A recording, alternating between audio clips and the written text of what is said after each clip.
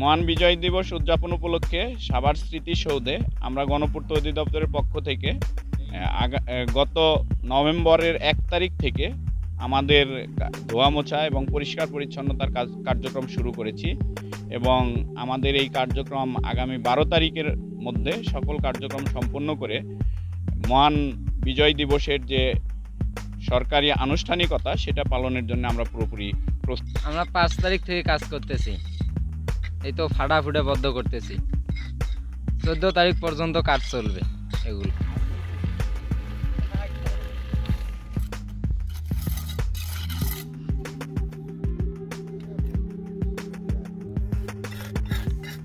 আমি ঢাকায় সংসদ ভবন করেছি, এখনও করি, যে অধ্যয়ন করছি, প্রধান গণভবন করছি, সব জায়গায় আমি মালি পুষ্টি চাকরি করি। আমি এই তো গাছগাছালি ফুল গাছ লাগাই, এটা সেটা পরিষ্কার করি, বাগান পরিষ্কার করি, এই তো।